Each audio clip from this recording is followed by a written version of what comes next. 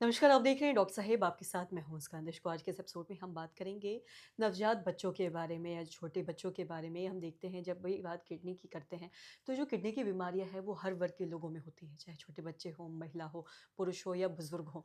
तो वहीं अगर हम छोटे बच्चों के बारे में बात करें, नवजात शिशु के बारे में बात करें, तो हम ये जानेंगे कि उनमें कैसे हम किडनी की बीमारियों का बचाव कर सकते हैं, किन बातों का ख्याल रखना है, ऐसे कौन से लक्षण हैं जिन्हें ध्यान में रखना है और जाके ऐसे चीज़ों को ध्यान में रख के डॉक्टर से मिलना है, डॉक्टर से कंसल्ट करना है। आज हम इस बारे में तमाम जानकारी लेंगे।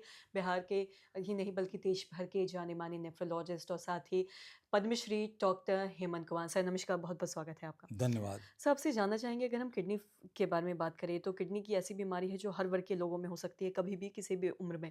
अगर हम नवजात शिशु के बारे में बात करें, छोटे बच्चों के बारे में बात करें तो उनमें ऐसी कोई दिक्कत है जो किडनी से जुड़ी अक्सर देखी जाती है या फिर चीज़ों से बचना चाहिए या फिर ध्यान रखना चाहिए?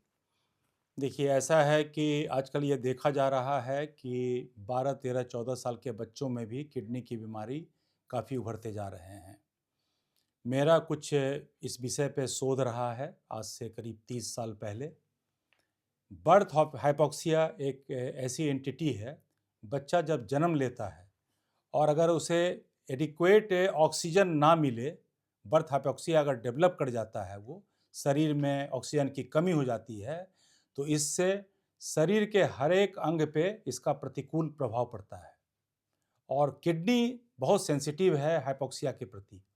बर्थ हाइपॉक्सिया में किडनी फंक्शन इम्पेयर्ड होते हैं, किडनी की जो ग्रो करने की शक्ति है वो इम्पेयर्ड हो जाते हैं और ये देखा जाता है कि इस तरह के बच्चे जिनमें बर्थ हाइपॉक्सिया हो गया है, उसमें किडनी की बीमारी लॉन्ग टर्म में होने की संभावना बहुत बढ़ जाती है।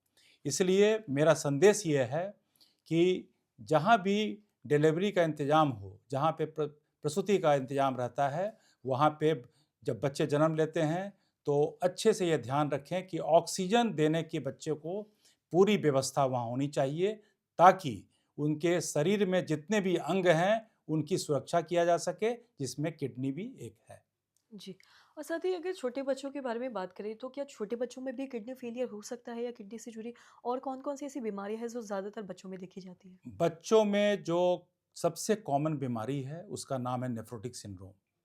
किडनी में जो फ़िल्टर होते हैं, उस फ़िल्टर में सूजन हो जाता है और शरीर का प्रोटीन जो है वो लॉस करने लगते हैं बच्चे यूरिन में, और इस बीमारी को नेफ्रोटिक सिंड्रोम कहा जाता है। शुरुआत में इस बीमारी में किसी भी तरह का लक्षण नहीं उभरता है और ये बीमारी अगर बहुत दिन तक बच्चों में रह गया बिना लक्षण दिए हुए, तो अंततोगत्वा देखा जाता है कि उस बच्चे की किडनी खराब हो जाती है। इसलिए सलाह मैं ये हमेशा देता हूँ और स्कूल में जाकर के लोगों को प्रशिक्षित करता हूँ कि हर साल एक कैंप लगा करके सभी स्कूल में बच्चों की कम से कम यूरिन का टेस्ट होना चाहिए, ताकि ये पता चल पाए कि यूरिन में प्रोटीन लॉस हो रहा है। और ऐसी बीमारी जिसे नेफ्रोटिक सिंड्रोम कहते हैं, ये दवा से ठीक होने वाली बीमारी होती है और समय पर अगर इसका इलाज हो जाए तो ऐसे बच्चे बीमारी से निजात पाएंगे और किडनी फेलियर से भी बच पाएंगे। जी। तो सर, बहुत-बहुत शुक्रिया तमाम जानकारी देने के लिए। तो आशा करते हैं दर्शकों कि आप ये समझ पाए होंगे कि अगर छोटे बच्चों के बारे में बात करें और जो नवजात शिशु हैं, उनमें ऐसी कौन-कौन सी बीमारियाँ हैं जो ज़्यादातर देखी जाती है, कैसे इससे बचाव किया जा सकता है। तो आशा करते हैं जो तमाम जानकारी है आपके लाभदायक रही हो। तो आज की इस वीडियो में इतना ही। वीडियो देखने के लिए आपका धन्यवाद।